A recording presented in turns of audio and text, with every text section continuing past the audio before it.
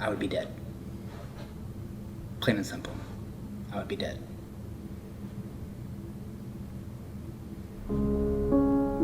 But I never thought about me being homeless. I come from a good home. I come from strong background, good family. Just my choices. I felt unstable as a parent. I mean, how can I be a good parent? I allowed us to become homeless. My heart goes out to any person that is on the streets or in the shelter, because I don't know how they're doing it. If this program didn't come along and help me, I don't know if I would even be here right now. I mean, some days I felt like I was losing my mind. I'm 28 years old. I was born here in Shady Grove, Maryland. My mom was working 2 jobs, everything that she could do to keep us fed, to keep us in a house, clothes on our back, pay the bills. She was very, very tired, very, very stressed. No one ever really focused on me. No one, helped raise me. I raised myself. I didn't start getting into the bad crowd, smoking cigarettes, doing drugs, drinking until I was after high school. I dropped out when I was 16. I didn't feel it was for me. Once I started drinking, I started with other stuff. I started cocaine, I started ecstasy. Stress levels increased, and tensions increased between my mother and myself, and it all blew up in one night. And she called the cops. She had me forcibly removed. But in retrospect, that was probably the best decision she's ever made in regards to me. I always thought somehow, some way, I would be able to con off one of my friends, or just be able to do something. Something would magically appear in front of my face, so all my problems would be answered, and there you are, there's your house, there's your money. You don't have to do anything. You just gotta live and breathe. Didn't turn out that way. I was left over the summer of 2011 with no job, no place to live. I stayed in an abandoned complex that's not too far from the Goody Drive shelter for the entire summer. And I panhandled. Day in, day out, day in, day out. It became boring. It became to the point where it was just, I didn't see it end. The only end I saw was suicide. I tried that twice. I slit my wrist once, went to the hospital for it. They were able to stop the bleeding. And then some years later, I tried hanging myself. The rope broke. It was old and dingy, and it couldn't support my weight. So I didn't like that. I didn't like that feeling. I felt like I was the lowest of the low of the low. I don't want that feeling. I'm a person. I have a life. The first time I came through here, I came here a bit arrogant and a bit egotistical, saying, "Oh, I'm better than everybody else." I'm not better than anybody else. And I've come to find that focusing on myself, staying clean and sober, working the program the way it's supposed to be worked, that really and honestly, this is the best thing that's happened to me in 28 years. Growing up, for me, it was kind of hard. My mom, she was a single mom. My biological father was in the service, so I didn't really get to know him as a child. And it was just me and my older brother. He's like a couple years older than I am. But moving around, it was kind of very hard. The simple fact that we get into a school system, or, as we grow, we start to, catch feelings for our friends and family, and then we keep moving. And my brother, when he got older until like high school, he kind of got tired of it. He rebelled. And I was younger. I was 16. He was like 18, so he stayed. And he stayed on the street. And it led him into trouble. And we moved here, and I kind of got tired of it. So I rebelled, and I left my house. We lived in Albany, Maryland. And I ended up on the street. And I dropped out of high school in my senior year. I only had like 3 credits left. And that was a sad time. Then that's when I got introduced to drugs and, the wrong people. I'm going to show my parents I don't need their help. I'm doing it myself. It's illegal, but I'm going to do this for a little bit and I'm going to get out of it. But when you sell drugs, you are actually an addict. You get addicted to that lifestyle. When I first had my only girl, it was one of the best feelings in the world. I was there at the hospital with my video camera, but I was still on the street and I was still in my ways. And as she grew, I see that it started to affect her. She's not going to know what's going on. I give her a little money, a little hug. She's not going to know what's going on. But they're smarter than we think. Their brains are like sponges. They suck up everything and they remember. I wasn't there to help them with the homework. That's major. And watching my daughter shake her head and not being proud to say, this is my father. I would hope that would change anyone. And you can't explain to you, just no good answer to why you selling drugs or why you high or to a young girl. And that's when I started to say, hey, this is my baby girl. My only baby girl. Now I need to straighten myself up. When I got in these programs, I began to prosper, and wow, everything changed.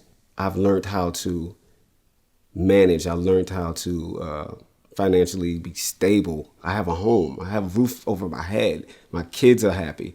That's motivation, and it should be motivation for anybody. I never thought I would be homeless. I never thought I would even have to use government assistance for anything. I grew up in my family. I had my mother and father and my three siblings. We did struggle from time to time. There were times when lights were off, but we took it as fun time.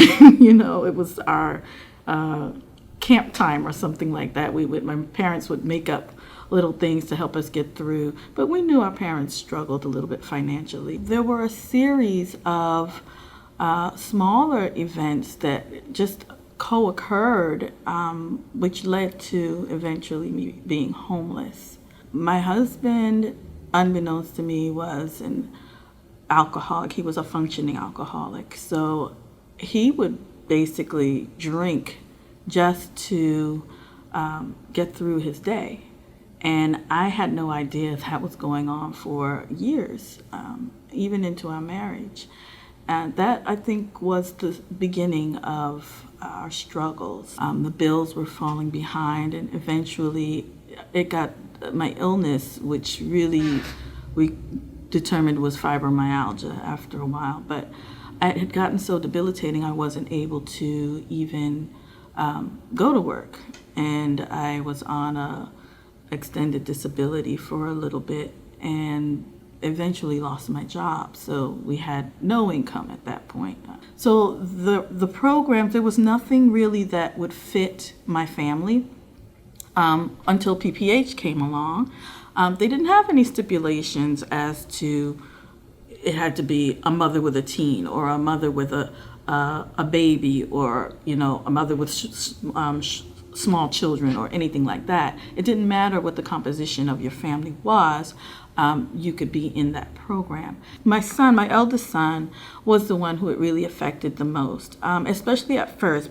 Before we lived in the shelter, we lived in a hotel.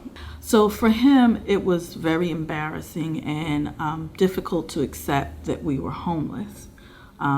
So he wanted everything to be very confidential.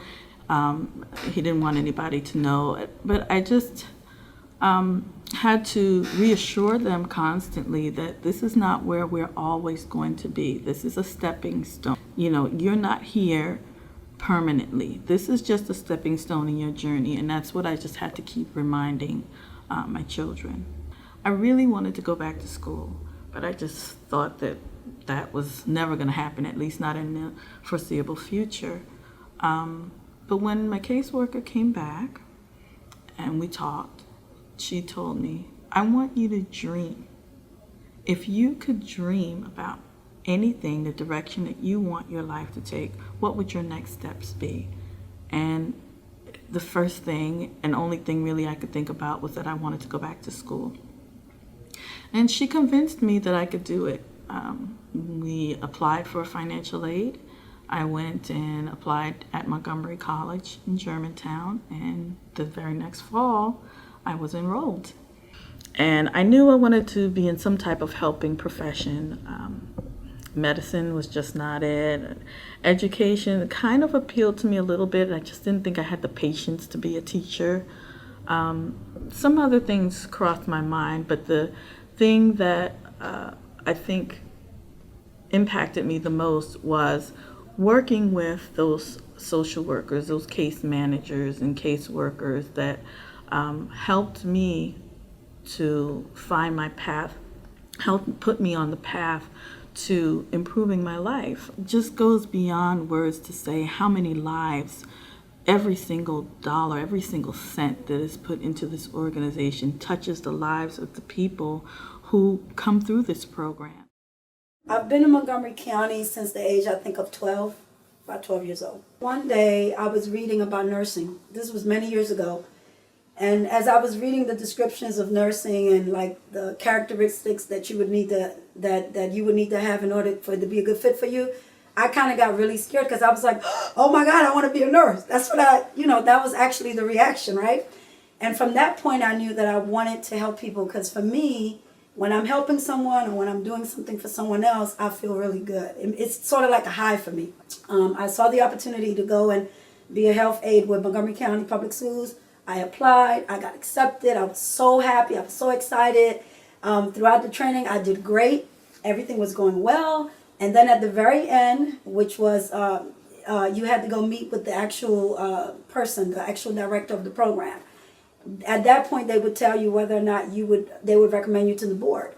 Well, I got the sad news that I would not be recommended to the board and that she wanted me to resign. At this point, I found myself with no job. And I didn't know how I was going to pay my rent. I was already behind on my rent. And I felt like I had no choices, no options, and I was devastated, basically. I felt homeless many times throughout this process.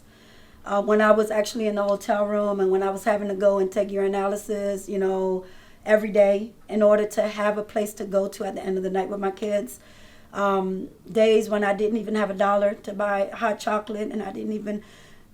my daughter would ask me to buy her something from McDonald's, and I didn't even have any money to do that.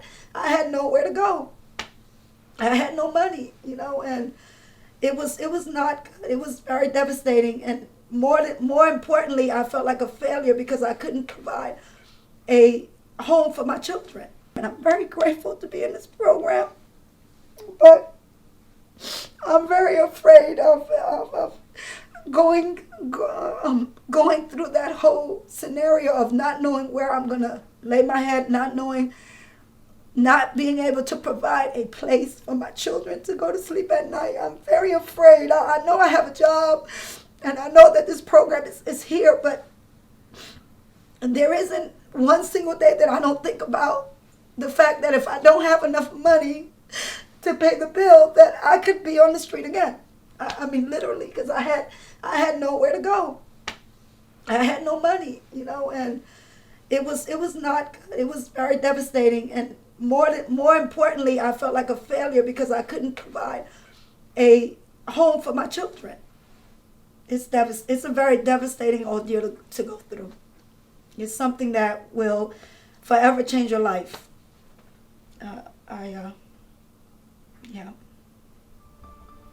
This program not only helped me with giving me a place to live, me and my children, but it also helped my self-esteem. It also helped me to realize that, yes, I can make it. Yes, I can work again and get myself together and eventually not be on this program. So it gave me back my dreams. It gave me back my ability to have dreams and to be able to focus again and create goals. So it gave me so much more than just a place to live. We're a nonprofit based in Rockville, Maryland, but we serve homeless and formerly homeless people throughout Montgomery County. Our main focus of our work is that we believe that everybody deserves the dignity of a home, and we believe that homelessness can be ended in Montgomery County. If there's any place that can end homelessness, it's in Montgomery County. We do that through creating permanent housing options for people, combined with supportive services that help people connect to the resources they need to help them with their housing stability, to if they've got problems with income, problems with the need for services, health services, psychiatric services, a range of them. And then we support them in their housing. Some people only will need a limited amount of support to help move them out of homelessness and will be able to move on to full independence.